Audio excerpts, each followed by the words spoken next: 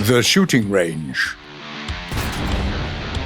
In this episode, Pages of History, a tank destroyer's hard fate, tactics and strategy, active protection systems, and metal beasts, a Chinese tank with an offbeat character.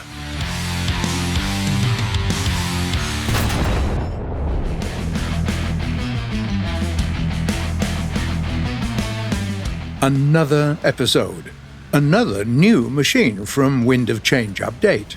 Today we're having a metal guest from China. It's reminiscent of the T-55, but its hull and gun barrel look unusually long. Its name is the ZTZ-88A, and we'd like to take a closer look. Its main caliber is a two-plane stabilized 105mm cannon with elevation angles ranging between -4 and +18 degrees. It's also equipped with coaxial and pintle-mounted machine guns as well as smoke launchers. The transmission and the engine are in the rear. 4 crew members follow a classic seating layout in the turret and the hull. The upper front plate has additional composite armor plates. So, what's so special about this tank? How is it different from the Soviet 55s and 62s? There are quite a few differences, both good and dubious ones, but first, let's talk about the advantages. The very first one is mobility. Almost 19 horsepower per ton is by no means a record, but it makes this machine more competitive in its class.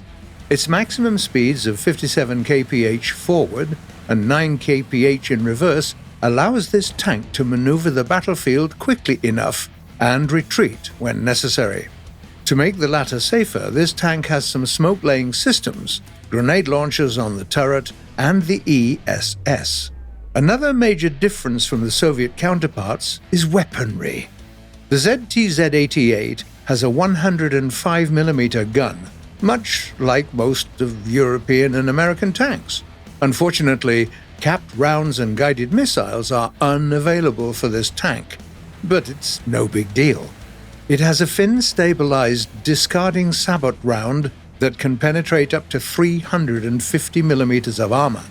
And for annoying enemy air, it has some HEs, a proximity fuse, and 1.5 kilos of explosives which won't give them a break.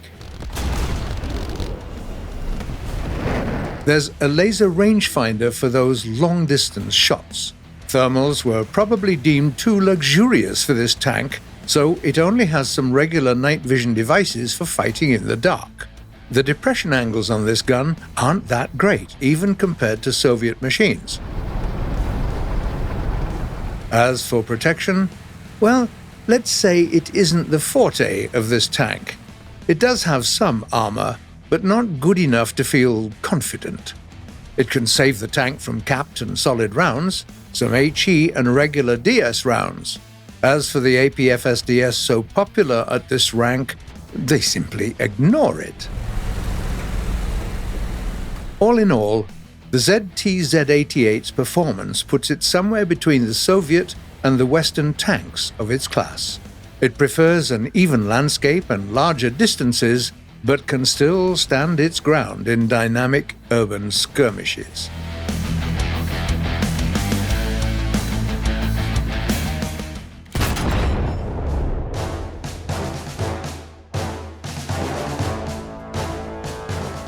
As a rule of thumb, tanks are the most mass-produced heavy-tracked armored vehicles, which comes as no surprise, since these machines are pretty versatile and can perform various combat tasks. That's the approach the Allies used in the Second World War. Their main forces were comprised of tanks, the Shermans, and the T-34s. But Germany had its own way. The most mass-produced metal beast in Germany was the Stuka 3 tank destroyer. If we include the Stuka 42, more than 10,000 of them were made. The G modification alone had higher numbers than all modifications of Panzer IVs together.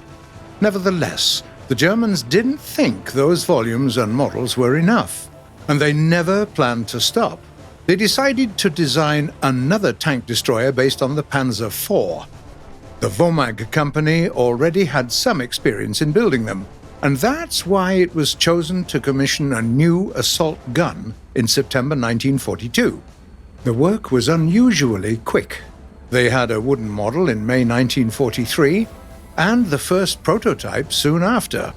The performance of this new machine made a good impression, and its design was much nimbler than the blocky Stug. Previously, the gun had a bulky mount, but now it was attached to the upper armor plate. The combat compartment was now sloped, the overall height reduced, and the cheeks around the gun mantlet disappeared. Strange as it may seem, the Vomag tank destroyer never replaced the Stug. Soon after development was over, the new assault gun was first reclassed into a light tank destroyer and then renamed into Jagdpanzer IV. The change in class and name was a result of beyond-the-scenes intrigue and internal political struggle at the top. Originally, the Stugs were supplied to the artillery, while tankers got weak armored Marders. The Panzerwaffe was unhappy with this, so the fate of the new SPGs changed with a sleight of hand. Jagdpanzer IV's further path wasn't smooth either. By late 1943, the Allies bombed the factories that made the Stug 3, and the Germans were looking for an urgent way to reinforce. That was precisely the time when the new model was being launched into production. It would make all the sense to concentrate on it, right? Well, no. Only the Vomag factory was making the Jagdpanzer IV, while Krupp used the same chassis to make their own Stug 4 that were inferior in many ways. A transition to a new gun made the range of German SPGs even wider. Their previous cannons could not ensure damage to the IS-2 tanks, so the Jagdpanzer IV received a long-barreled one like the one on the Panther. They urgently needed large numbers of improved tank destroyers. They could start assembling them in a factory that already had Panzer IV lines, but instead, they designed and launched another new model into production, the Panzer IV 70A. The substitute turned out to be too heavy and clumsy. Its chassis load was at its limit, and on top of that, it had inferior size and armor. So that's how the production of great light Jagdpanzer IV tank destroyers were limited to only one factory. In 1944, the German industry was making no less than 6 types of 75mm self-propelled guns. Half of them made no sense at all.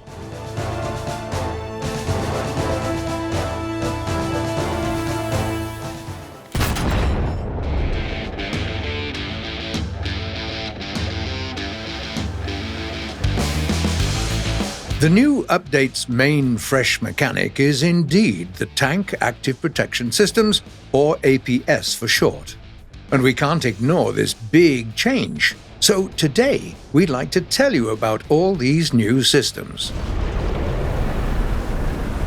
Some theory first. All active protection systems follow the same principle. Sensing equipment, be it radar or optical sensors, detects a threat, such as a round, a shell, or a missile. A computing unit then analyzes the data and sends a command to employ countermeasures by counter-attacking the incoming projectile. None of the existing systems come with a guarantee of absolute security, of course. Each of them comes with its own limits. Moreover, even when the APS works as intended, a detonation of several kilograms of explosives is never harmless and can cost the tank some of its detachable equipment. You can learn the specs of each particular APS by pointing your cursor at the unit in X-ray mode. Meanwhile, we'll take a look at how they work and what they can do in practice. We'll start with the earliest system, the Soviet Drozd. It can protect a tank from guided missiles, projectiles from recoilless guns, and HE rounds that were shot from afar and lost a lot of their speed. While you don't expect to see a lot of recoilless guns in the game, ATGMs and 105mm HE rounds are something the T-55 sees a lot. This APS only works in the front, 40 degrees each side horizontally, 6 degrees down, and 20 degrees up. Which means any enemy attacking its side or helis launching ATGMs at high altitude will meet no resistance. The Drozd can boast the biggest supply of countermeasures with a total of 8, and the best reaction speed since the charges are held in fixed launchers. This advantage is also a major flaw. However, each of the 4 pairs of countermeasures is responsible for its own small sector. After they're triggered, the APS will have a vulnerable area, so you'll have to rotate the turret manually to defend yourself from another attack with the remaining unused area of the APS. Next today is the Israeli Trophy APS. Unlike the previous model, this one can boast a 360-degree protection from the same types of projectiles. It still won't save you from a missile to the roof, of course, but at least it covers the rear and the sides. The Trophy's countermeasures are found in 2 rotating launchers, so it needs more time to react. 300 milliseconds.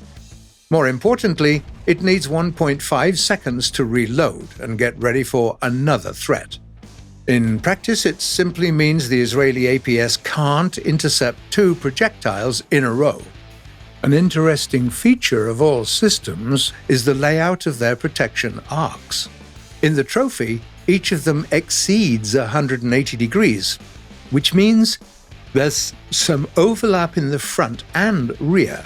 So, if the incoming projectile travels directly in the front or the rear, this system can employ all 6 countermeasures. Finally, the most advanced APS is the British Iron Fist. It provides a full circle of protection too, but that's not the best part. The top MBT usually fire fin-stabilized rounds, and the Iron Fist is the only APS currently available in the game that can handle them. Of course, you need some distance to be able to react to such a quick target. A couple of 100 meters is required to intercept one. The project interceptors of the British system are launched from twin rotating tubes, which can be ready to deflect another threat in 300 milliseconds. Much like on the Trophy, protection arcs are wider than 180 degrees and create 2 overlapping zones in the front and rear. Now, the Iron Fist's main flaw is a modest charge pool. Only 4. Well, looks like that's everything you need to know about APS. Don't forget to check how many charges you have left in the bottom left corner of your screen. And by the way, you can refill them on friendly strategic points. We wish you more successful interceptions and fewer armor pens. Meanwhile, we'll get to answering some of your questions.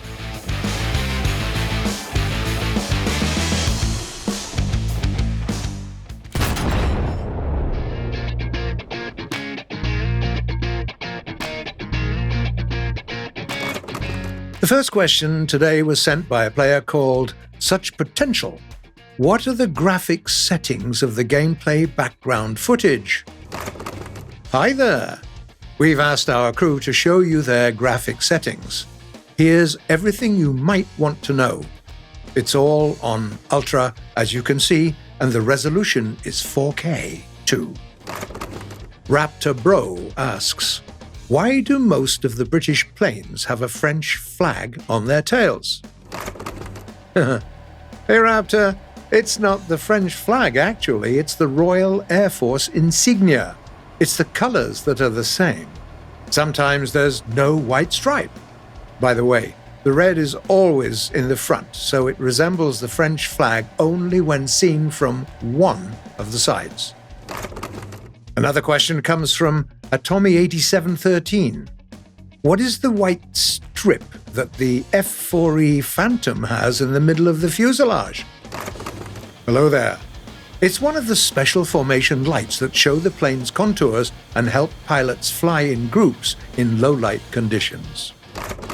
Gabriel Adorno, or could that be Gabriel Adorno, writes, "Can certain aircraft be maneuverable more so than others at different altitudes? If so, can you name an example?" Hi, Gabriel. Yes, aircraft performance depends on a whole range of parameters, with altitude being one of the major contributors.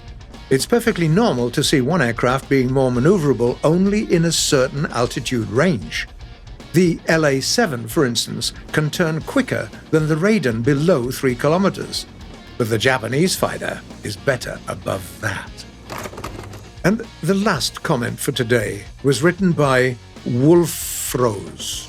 "If I submerge half my tank underwater, will the shell reduce penetration if it hits the water?"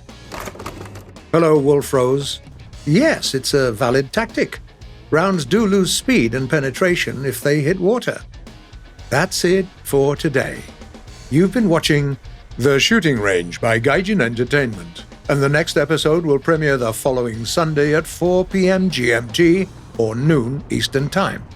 Yeah, I know. Subscribe and click the bell if you don't want to miss our next videos. And of course you don't.